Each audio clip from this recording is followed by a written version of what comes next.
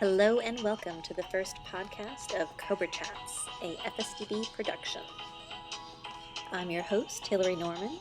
The interviews and reviews that you're about to hear are brought to you by our blind middle school students. Music for this podcast was created by Gabby Cuevas. Today's lineup, we have Jasen McDaniel sharing cooking expertise with his dad, followed by Logan Strickland with technology tips and tricks, Khayree Lofton with an SSYRA book review, Janna Clark with a PBS highlight, and Addison Allen interviewing Coach Young about the Paralympics. Our first student report is Jasen McDaniel. Jasen, take the floor. Hey, this is Jasen, and I'm here with my dad. Name is Dwayne, and we're going to talk about the Traeger. So the first question that I wanted to ask you is, what is the Traeger? The Traeger is a pellet-fed smoking device. And then the second question is, how does the Traeger work? It is an electronic device that has an auger motor in it that feeds pellets into a kettle that burns the pellets, and then the pellets smoke, and it heats up the device, and then it smokes and cooks the meat. Yep. Third question is, I was writing this like what we were gonna cook, but we didn't have nothing to cook. But let's just use a brisket as an example. Let's just say, for example, we're gonna cook a brisket. And then the fourth question is, how does the startup procedure work? The grill startup procedure work? Well, first you make sure that you have your power plugged in. You have your kettle hopper full of pellets. Then you turn it on and you set it to smoke. And it takes about 2 to 3 minutes for it to feed into the hopper and to fire up. And then while it's warming up to your desired temperature, you prepare the meat and get the meat all ready to go on the grill.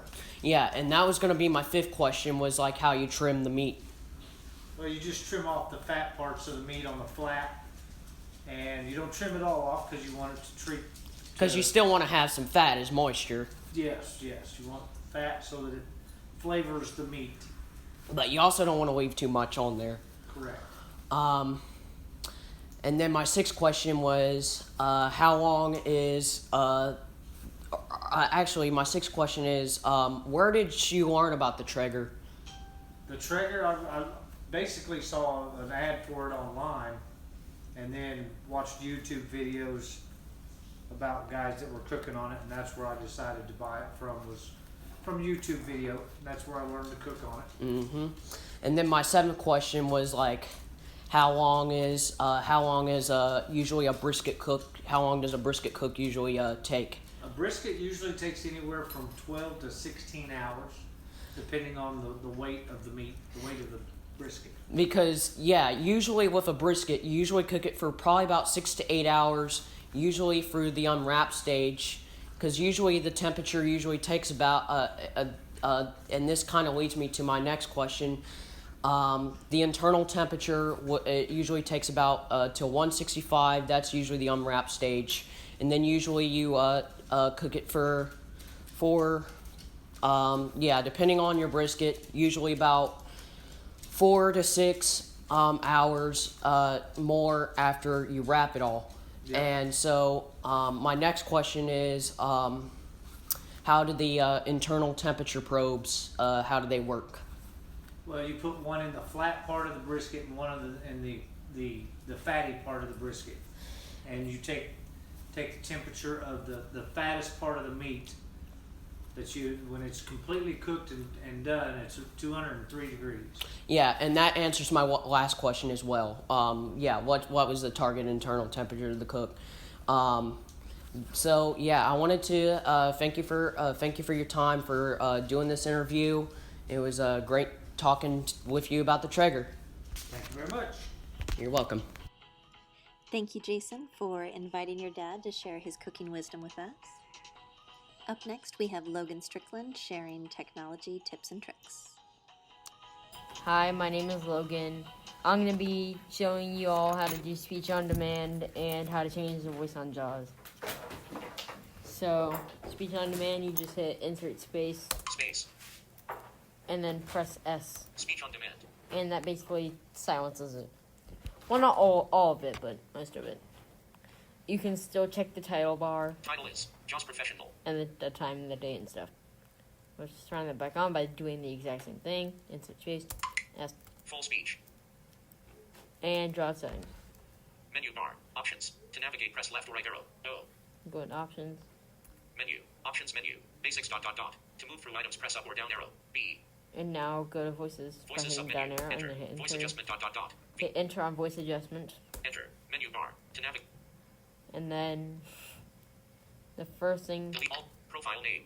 Delete profile. Profile name. Combo box. Vocalizer expressive. That's the profile that it uses. Sappy 5x64. Sappy 5. Microsoft Mobile. Eloquence 1 of 5. Okay. Sappy 5x64 factory. 5 of 5. Wait, Vocalizer what? expressive. Oh. 5 of 5. Oh, Vocalizer it was just lagging. Okay. Profile name. Combo box. Vocalizer express. Enable additional voice profiles for installed vocalizer expressive. Delete profile. To And then activate, delete press spacebar. profile. All plus D. And I have a button press sound for a button, so it doesn't say button. It just makes a button press sound. Maybe you can hear it. Profile name. Combo box. Vocalizer. We might do it. Profile Hold on. name. Delete profile. To activate, press spacebar. All plus D. Yes, I think a button being pressed. And then a checkbox is next. Enable additional voice profiles for installed vocalizer expressive 2 voices checked. To clear checkmark, press spacebar. Yeah, that's enabling additional installed vocalizer expressive voices. It'll create a new profile for each voice if you have that checked. I don't really see the point of having that checked because it'll just create new JAWS profiles and it's just really annoying to scroll through. Synthesizer language. Combo box. Match JAWS UI language. The JAWS language. English United States. Spanish das Argentina. English Australia. English United Kingdom. French Canada. Spanish dash Colombia. French France. English India. English Ireland. Spanish dash Mexico. English Scotland. English South Africa. Spanish dash Spain. Home. Match JAWS UI. English United. Speak sample. To activate, press spacebar. And speak All plus sample, and you heard the button press maybe, which means that's a button. So Space. This is a sample of the currently selected voice using the current voice settings. that's the speak sample. Voice adjust. Combo box. All contexts. 1 of 5. That's a little. I got confused with this when I first did this. When I first saw this, and I was like, "What is this?" But it's so you can change. You can put different voices for different things, like the PC cursor, the JAWS cursor, the keyboard, and the tutor and message. Voice person. Combo box. Tom compact. And then the voice person, you can change that. Voice. Rate. 170. Left right slider. Voice 34%. rate, To you increase. can just change the speed. Voice punctuation. Combo box. That chooses how much punctuation it speaks. Voice. Volume. 70. Left right slider. 6. That's kind of obvious, the volume of the voice. Voice spell rate change percent. -20. Type in text. And you heard the pen sound or the scribbling sound, which means that's the edit box. And that is, it just changed the pitch rate, like how much it'll change when it does a capital letter, when it says a capital letter. Voice uppercase pitch change percent. 50. Or no, that was the other one. That was spell rate. It'll change the rate of spelling, and this one is how much pitch it will change when it says a capital letter. Okay. To activate, press And let's spacebar. just press OK, Enter. JAWS Professional. and that's it. Thank you, Logan, for sharing different ways to customize and utilize JAWS. Who loves to read? I know I do. I love using my Bard app. Right now, I am rereading the Lord of the Rings trilogy. Up next, you have a book review courtesy of Khayree Lofton. Hi, my name is Khayree, and today I'm going to be doing a book report about Wildfire. Wildfire is one of our SSYRA books, and it takes place in the main forest. The main character, Sam, is stuck in the forest with no food, water, or electronics to contact the outside world. He is stuck in a forest for 6 days straight, but later in the book he finds food and water.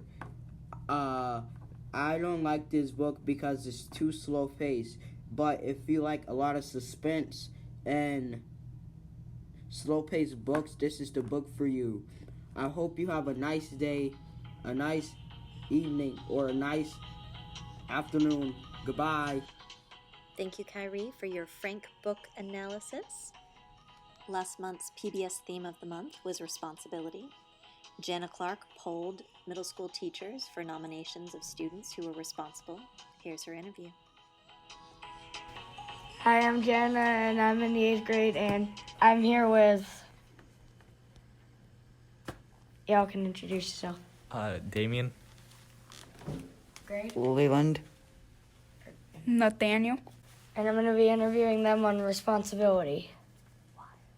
Last month's theme for PBS was responsibility, so... On a scale of 1 to 10, how responsible do you think you are, Damien? Probably about, I would say, either a 9 or a 10. A 7. 7. How does it feel to be nominated by your teachers as a responsible student? It feels pretty good. I never thought that would happen, but, it feels pretty good. Shocked. Okay, then. Just okay. What does responsibility mean to you? Please give an example of a moment you were responsible. Like, for turning in schoolwork, it's like you're always on top of it. You never really forget about it. You, take as much care you put as much care into it as possible. Like staying on top of your chores at home and you're not staying back on them and not getting in trouble. Remembering your stuff when you need it. For example, if you have a certain class that you need to take, you bring that stuff. Do you have any advice for your fellow students? Just try to be as mature and, on top of it as possible. Try to be kind as you can. Try your best. Thank y'all for doing this interview. That was Janna with Damien, Leland, and Nathaniel. Thank you for speaking to us about responsibility. We're going to be wrapping this up with one last interview, and don't you run away because this is a very special interview. Addison Allen is going to be speaking with our esteemed staff member, Coach Young, about his experience at the Paralympics. I'm here with Coach Young, and we're here to just talk about how it went for him and his experiences in Japan during the Paralympics. Okay, so Coach Young, what was it like being in the front seat at the Paralympics? Well, first of all, it's an honor and a privilege. I don't take that lightly. We are representing the United States in an international competition. So it's not just on the court stuff, it's off the court. We need to be a good representative of our nation. Now, when it comes to the competition, out of the 9 teams that we could have faced, I would say I had faced them in previous competitions about 5 out of the 9. I'd never faced China, Ukraine, Algeria, and there's one more I haven't faced, Germany. Mm-hmm. So we did a lot of video analysis of the pool teams. So with that, it takes a lot of time watching video, watching the tendencies, see how we match up against that.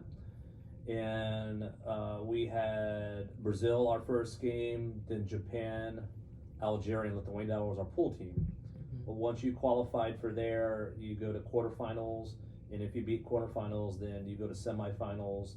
If you win, you go to the gold medal game. If you lose, the bronze medal match. Now, out of that, we had some challenges. Our team leader, Tyler Marin, got an injury during the first game and could not play the rest of the tournament. So we kind of scrambled. We went 2-2 in our bracket, so we faced Ukraine, beat them. We tied them in regulation, then won on the first throw in semifinals. Then we faced China. We lost a tough game, 8-1. Then in the bronze medal match, we faced Lithuania again, and we lost a tough match, 7-10. So what I got out of it was more international experience. Once I play a team once or twice, After that, I really get a feel. So I'm really excited about moving forward and developing our athletes and team and be even stronger. Okay. Cool. Okay. Which game was like your favorite? Which game did you enjoy the most being there? I had two. Our first game was against the defending world champions from Brazil. They're a very tough team. Last time we played them, we lost to them 9-12 in the Pan Am games.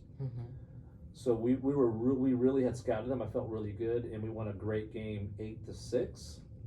Then our quarterfinal game was against Ukraine, and we were down 1-4 with about 7.5 minutes left, and we ended up tying it with 5 minutes to go. We kept on scoring goals, 3 goals in a row, and then we just played a lot of good defense. Then on the overtime, you have to go for a coin flip. The Ukraine coach called heads. It was tails, so we elected the first throw. What was cool about this, we have our player Callahan Young, and about 2 months ago at a training camp, I said, you're going to hit what's called a 46 or a short cross, either beginning game or a very critical moment. And I said, the time is now. I said, you're going to make this shot, and we're going to go to the semifinals. So I told the athletes on the bench, I said, he's going to hit this first shot, and we're going to go to the semifinals. Well, he hit the first shot, and we went to the semifinals, so the crowd just went nuts. On YouTube and on social media, everybody said in that game they were about to have a heart attack a couple of times because it just seemed like we could not score. We would hit the post or the crossbar, or the team would have to do secondary defense to clean up a shot. And that's just sport and life. So those are my two favorite games. Obviously Brazil ended up winning the gold medal. Not having Tyler is a shoulda, woulda, could you, and I don't really think about things like that. I think other players need to kind of step up, and Callahan Young has really emerged as one of the top 1, maybe 2 player in the world. So those are my two favorite games, but we didn't get the medal, so that's pretty much, I put that as a memory, you know what I mean? Even with losing Tyler, we still should have got a medal. Yeah. Do you have a favorite player? And you can just answer that, and then I have like a follow-up question for that. I have 2 favorite players. One, as far as FSDB, I had this kid, Nick Thompson, that graduated. He was my first group of goalball players, and he had a rough first year, but then the second year he thought about not playing goalball, and he really learned how to play team goalball and really showed leadership. So as a individual person, he's grown the most. So he's my favorite player in terms of that, as far as what youth sports should be for goalball. But he grew the most. Now, do I care about all my players? Absolutely, but he's my favorite youth goalball player simply because how much he grew as a person.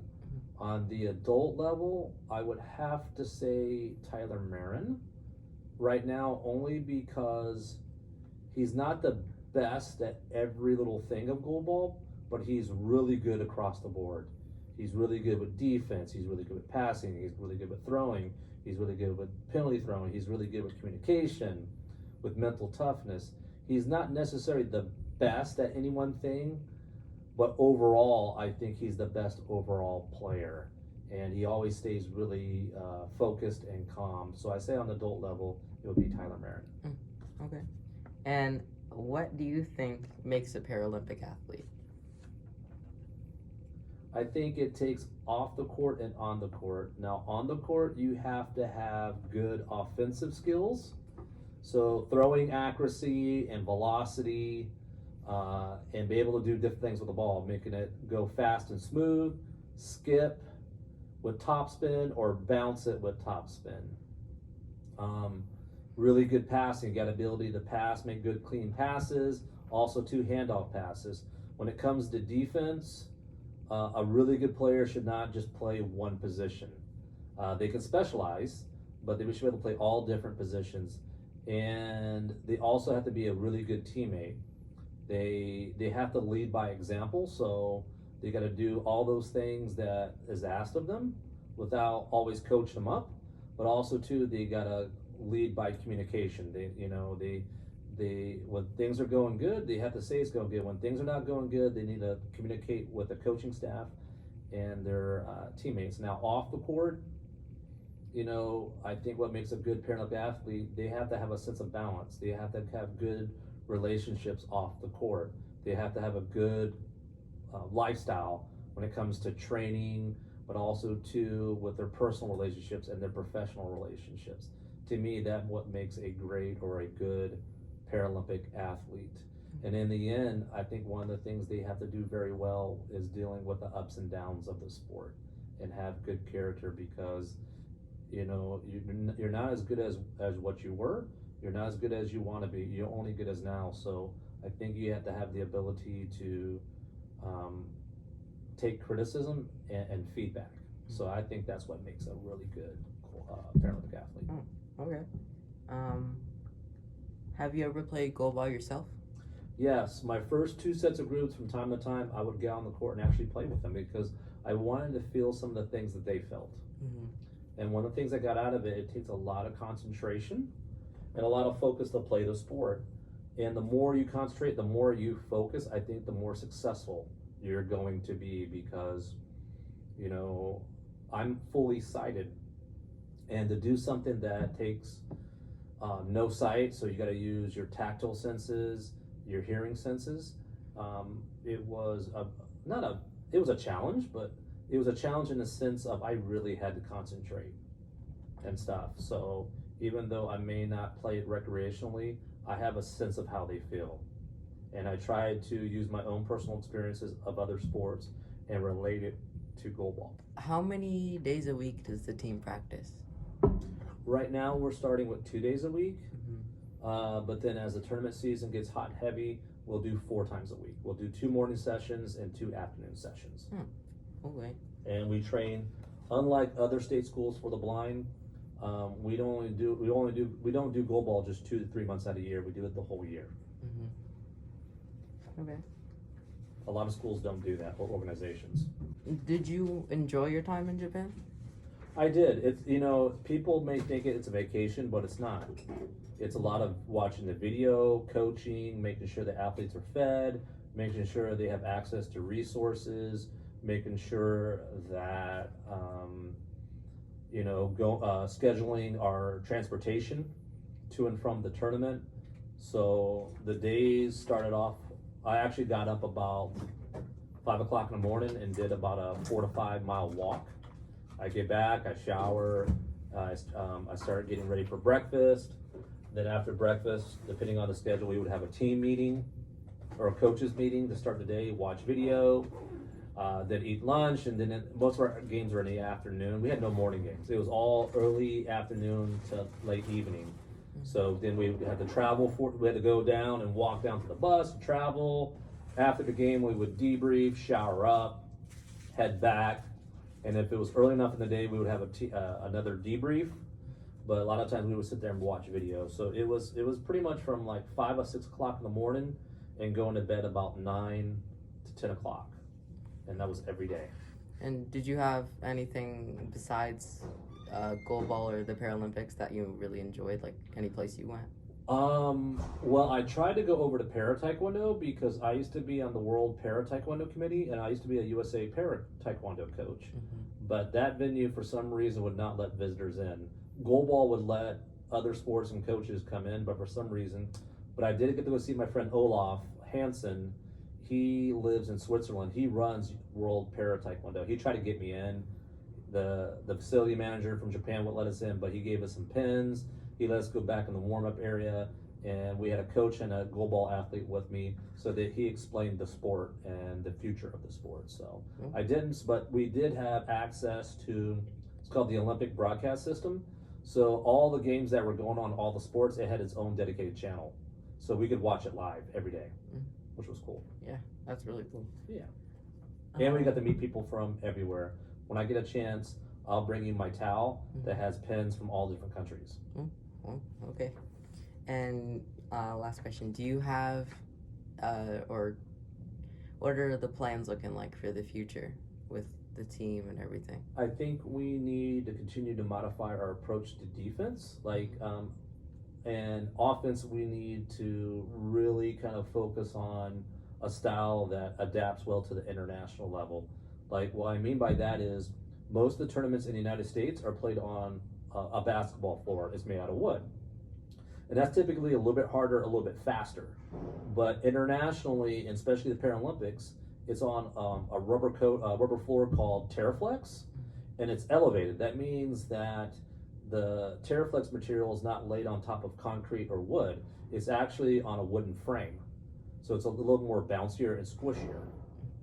So I think I've gone through all the competition videos for USA Men's, and we're gonna start debriefing about our approach to defense and continue to adjust it.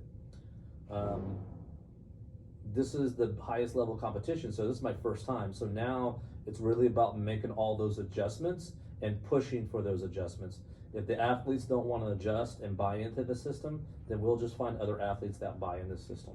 So I think this is where the work really goes on, because I've only been the coach for the last 2 years, but with COVID, it knocked out 9 months to a year of competition. So right now, the adjustments start, and this is where we really start going for it. Like after the tournament, the Brazilian coaches came talk to me, and they said ever since I've been a coach, that USA is really starting to elevate their ability to compete, and that it's a matter of time where, you know, we consistently medal at all the big international games. Okay. Well, thanks, Coach. You're welcome, buddy. Anytime. Thank you, Addison, for inviting Coach Young to share his unique insight and experiences with us. And that's it for our first FSDB podcast, Cobra Chat. Thanks for joining us, and as always, remember, you can do more, be more, achieve more with FSDB.